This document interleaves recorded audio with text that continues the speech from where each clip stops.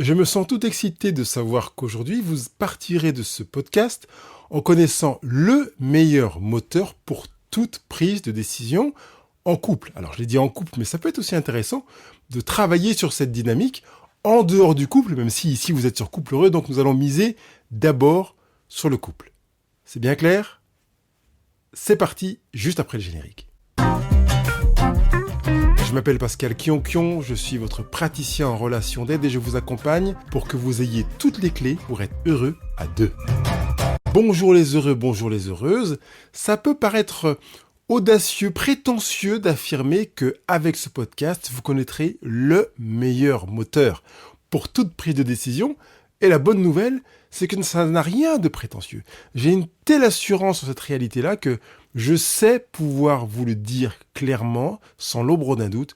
Vous partirez d'ici en connaissant le meilleur moteur pour toute prise de décision. Ça veut dire qu'aujourd'hui, il peut vous arriver d'utiliser un moteur inadapté pour certaines prises de décision, ce qui n'est pas sans conséquence. Et vous pouvez vous retrouver avec des situations qui sont parfois délicates, difficiles. Et vous savez vous-même, au fond, ne pas avoir utilisé le bon moteur, indépendamment du résultat. Parfois, justement, sans considération du résultat, vous pouvez vous dire que finalement, la motivation pour laquelle vous avez pris cette décision n'était pas très très saine, pas très très belle. Vous avez choisi d'accéder à la demande de votre partenaire, mais au fond de vous, vous prenez conscience que l'intention aurait pu être meilleure, que le moteur, la motivation pourrait être meilleure. Je suis en train de vous donner déjà un élément qui définit la notion de moteur. Quelle est la motivation ? Quelle est l'intention ? Et je vous pose d'emblée quelques questions. Quelle est la motivation avec laquelle vous faites certaines choses pour votre partenaire ou pour votre couple ? Qu'est-ce qui vous pousse ? Quel est le carburant ? Ou plutôt, je préfère employer le mot, le moteur. Quel est le moteur ? Ce qui vous met en mouvement, ce qui vous conduit à vous déplacer, à vous placer dans une action. On a d'abord besoin, peut-être pour savoir quel moteur employer, de savoir pourquoi, dans quel but on fait les choses. Évidemment, si je dois faire un Marseille-Paris parce que j'ai un rendez-vous demain, je ne choisirai pas le même véhicule avec le même moteur que si je dois parcourir de Marseille à Paris pour le plaisir, pour relever un défi. J'ai besoin d'être au clair sur le pourquoi, dans quel but, qu'est-ce qui me motive, qu'est-ce que j'attends de l'expérience que je suis en train de créer de manière à produire quelque chose, ou plutôt à opter pour le moteur le plus adapté.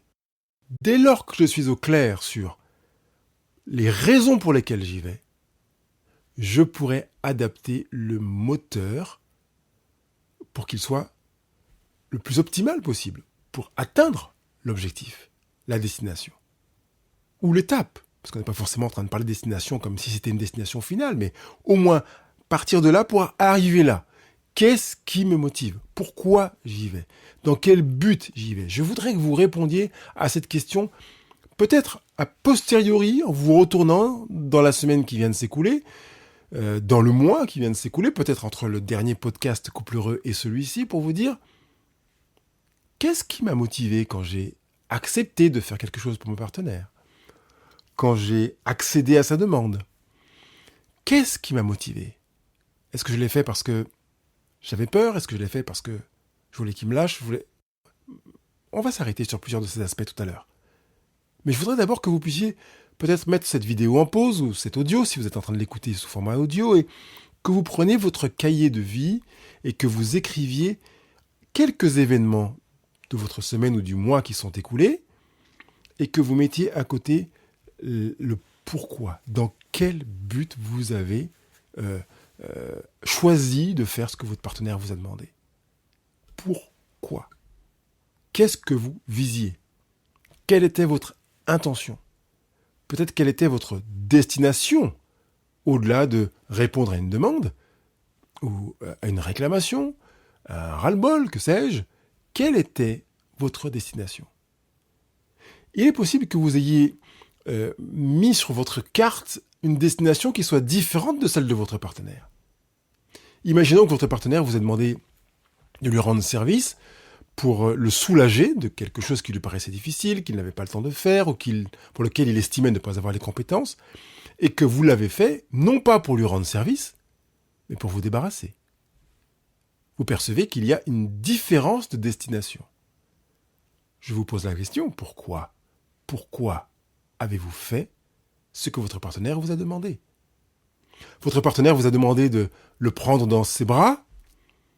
Vous avez choisi de le prendre dans vos bras.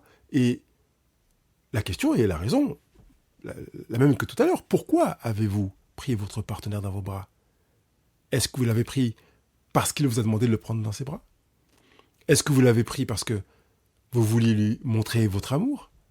Est-ce que vous l'avez pris parce que vous aviez quelque chose à faire et que vous vouliez en terminer dans l'échange et la discussion avec votre partenaire pour passer à ce que vous aviez à faire? Vous voyez que la destination peut être différente de celle de votre partenaire.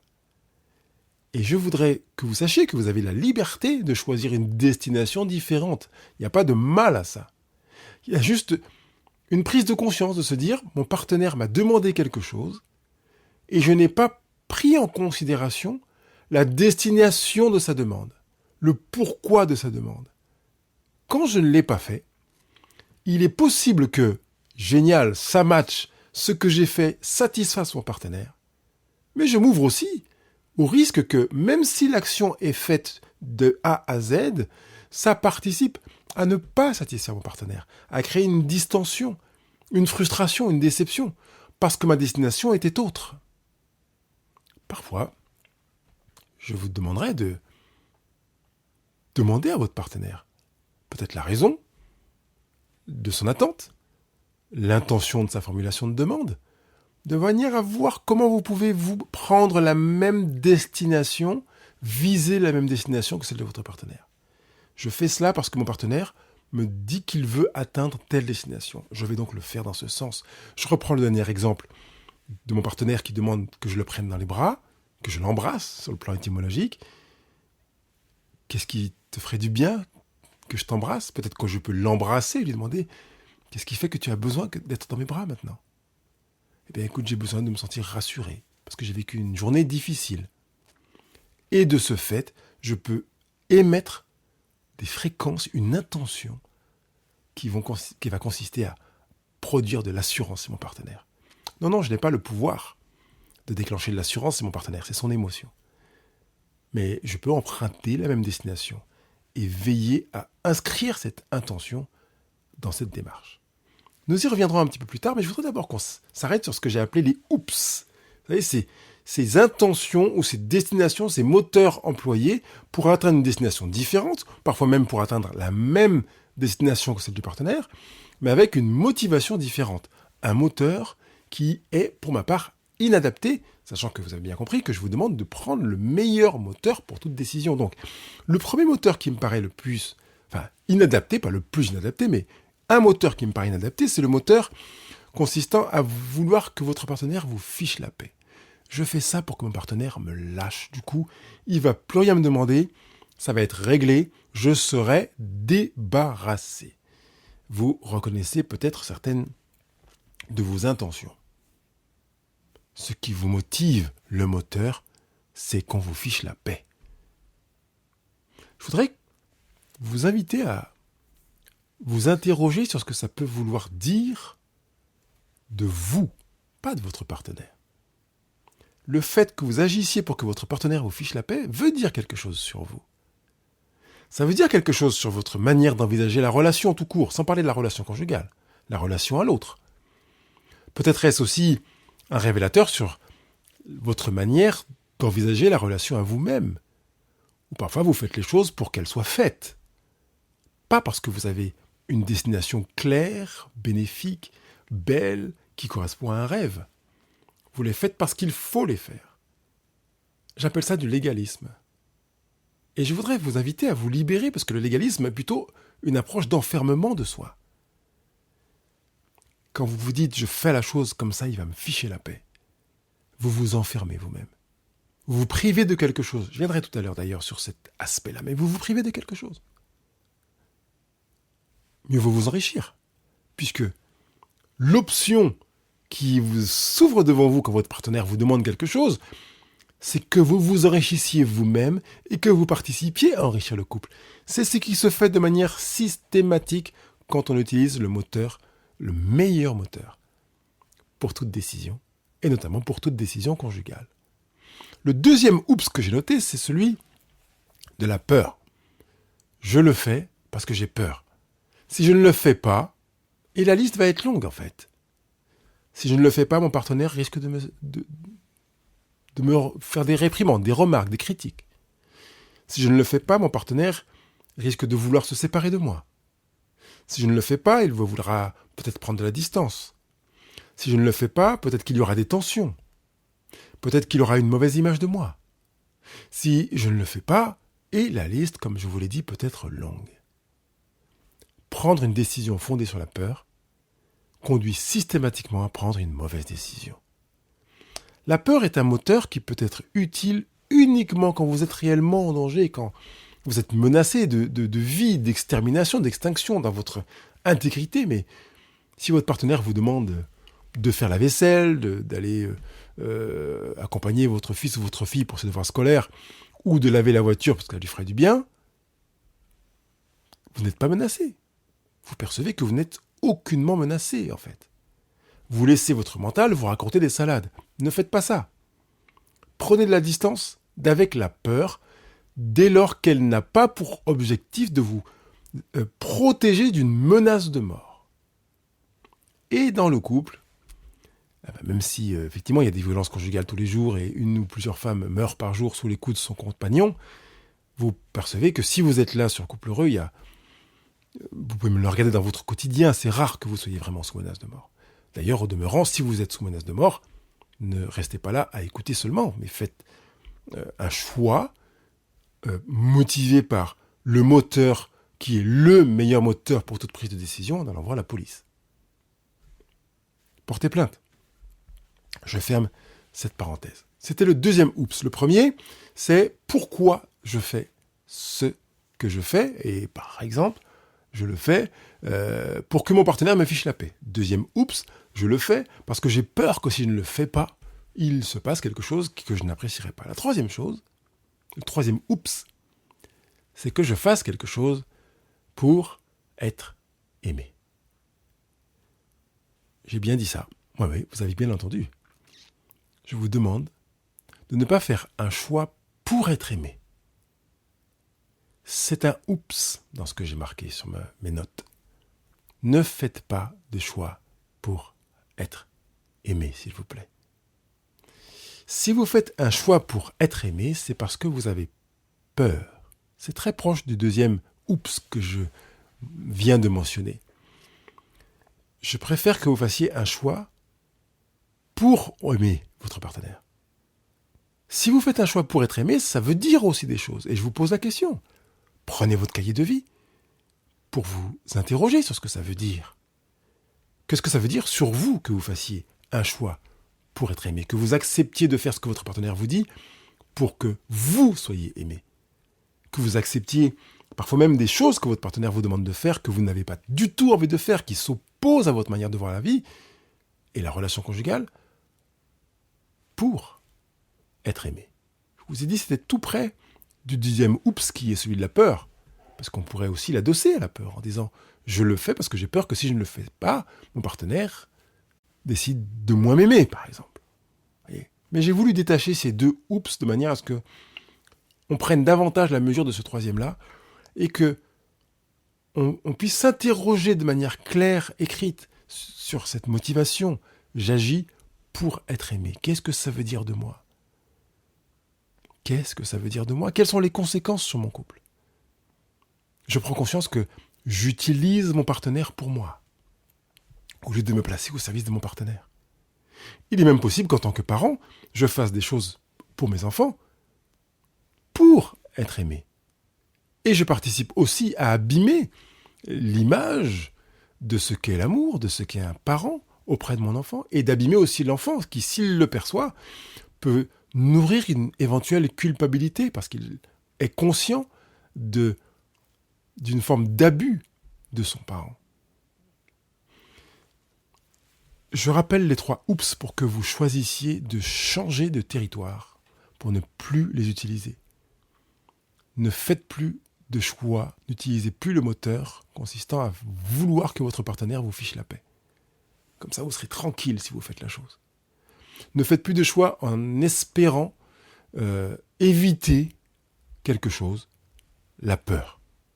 Je vais le faire parce que comme ça, si je le fais, je n'aurai pas à être exposé à la séparation, la tension, la dispute, l'éventuel désagrément, quel qu'il soit. Troisième chose, ne le faites pas pour être aimé vous-même. Ne le faites pas pour être aimé vous-même. Et je vais vers la transition qui est de vous demander d'utiliser le moteur consistant à montrer votre amour. Ça, c'est le meilleur moteur pour toute décision conjugale.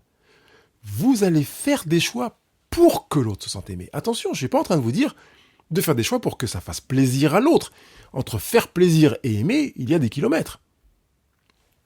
Si vous voulez faire plaisir à votre enfant, vous lui donnerez tout ce qu'il vous demande, les bonbons, les Nike, les smartphones, les tablettes, tous les ordinateurs. Et vous savez pertinemment que, par amour pour votre enfant, il est préférable de ne pas accéder à toutes ces demandes.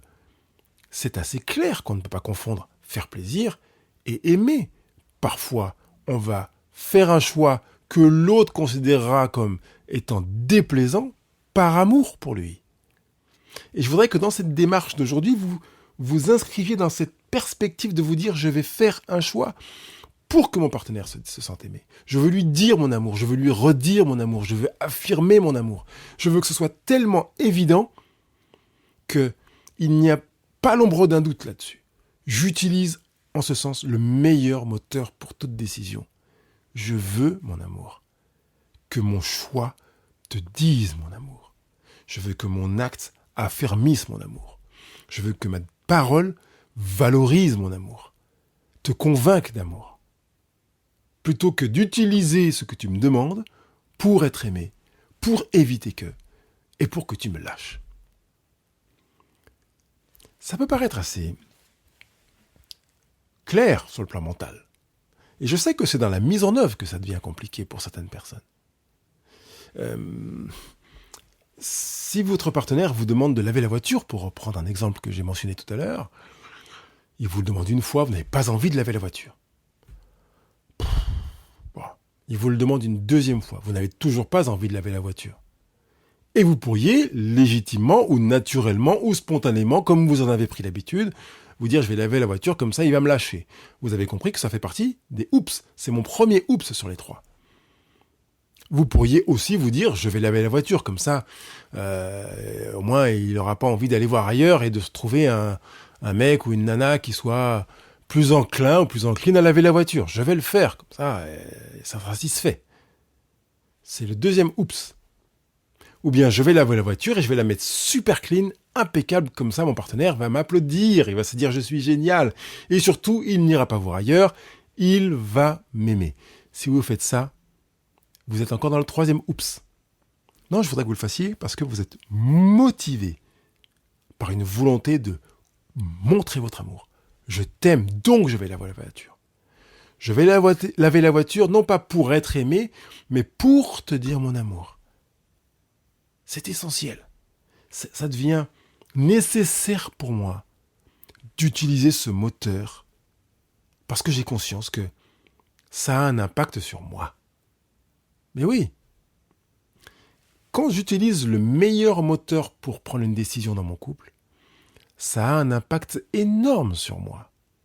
Ça me rappelle que j'aime mon partenaire et que je fais ce choix pour lui montrer mon amour, pour lui redire mon amour, pour confirmer ou affermir mon amour pour lui. Je ne suis pas dans une démarche comme celle-là, qui consiste à vouloir récupérer pour moi, mais je suis dans une démarche dans laquelle effectivement j'ai les mains ouvertes, mais je les tends vers mon partenaire. Je viens lui donner quelque chose. Je ne rends pas service, je n'accepte pas une demande pour recevoir. Mais je réponds favorablement à une demande pour donner. Cette dynamique est, pour ma part, la meilleure. C'est pourquoi je parle du meilleur moteur pour toute décision. Mais aussi, cette dynamique est la meilleure pour soi. J'ai commencé par vous dire ça. Vous impactez vous-même. Vous vous mettez en auto-nourriture, en auto-construction, en vous disant « je suis capable d'aimer, j'ai la preuve que je l'aime ». Et vous ne vous posez pas la question de vous demander un jour « est-ce que je l'aime encore ou pas ?» Puisque vous avez tellement posé d'actes qui vont dans la direction d'affermir, de confirmer, d'affirmer, de redire l'amour, qu'il n'y a pas l'ombre d'un doute là-dessus. Il y a quelques semaines, j'étais avec un homme en entretien qui me disait « je me demande si j'aime ma femme ». Cette question ne vous viendra plus. Si vous posez des actes clairs et nets pluriquotidiennement pour que votre partenaire reçoive les réponses à vos demandes avec le moteur, le meilleur moteur pour toute décision, vous allez vous convaincre vous-même d'amour pour votre partenaire. Vous mettez du carburant dans votre propre moteur. Et vous agirez avec une énergie qui sera énorme. Et vous verrez que quand il y a quelque chose qui sera difficile pour vous, pénible, parce que ça ne correspond pas du tout à vos désirs, à votre envie, par exemple de laver la voiture, comme je viens de l'évoquer, puisque vous utilisez le moteur, le meilleur moteur qui soit pour prise de décision, vous allez laver la voiture avec plus de facilité, plus de légèreté, plus d'engouement, plus de plaisir, peut-être meilleure qualité, parce que vous aurez utilisé le meilleur moteur pour toute prise de décision. Deuxième point positif consistant à utiliser le meilleur moteur pour la prise de décision, c'est que c'est bénéfique pour l'autre. Je l'ai déjà manifestement expliqué, puisque l'autre aussi n'aura pas de doute en se demandant est-ce que mon partenaire m'aime ? Il l'aura vu, il le verra, ce sera une évidence. Et comme je le demande à certains couples, ne vous demandez pas est-ce que mon partenaire, quand on leur pose la question, est-ce que votre partenaire vous aime ? Ouais, je pense. Qu'est-ce qui vous dit qu'il vous aime ? De temps en temps, il me le dit et je le sens. Ce n'est pas suffisant pour moi. Je demande que quand on vous pose la question « Est-ce que votre partenaire vous aime ?», que vous soyez clair et net. C'est oui, non, oui, évidemment. Ou bien pas du tout. Et si vous me dites évidemment, que si je vous demande qu'est-ce qui vous convainc du fait que votre partenaire vous aime, que vous disiez « Parce que quand je lui demande quelque chose, il fait ça, ça, ça. Et quand je ne lui demande rien, il fait ça, ça, ça. » Parce que l'amour, ça se voit. C'est pas une émotion, ça se sent. J'ai l'impression, non. Ça se voit, c'est concret, c'est clair, c'est net. J'ai enregistré 3 podcasts. Le premier, ne cherchez plus à plaire à votre conjoint. Le deuxième, comment être soi-même en couple. Et le troisième, ne changez surtout pas pour faire plaisir à votre conjoint. Et dans ces 3 podcasts qui sont sur le blog Couple Heureux, je vous invite à les regarder, vous les verrez dans la retranscription de ce podcast présent, vous voyez que je vous demande de ne pas faire quelque chose pour faire plaisir à votre conjoint. Je ne fais pas parce qu'il me le demande. Je fais pour lui dire que je l'aime.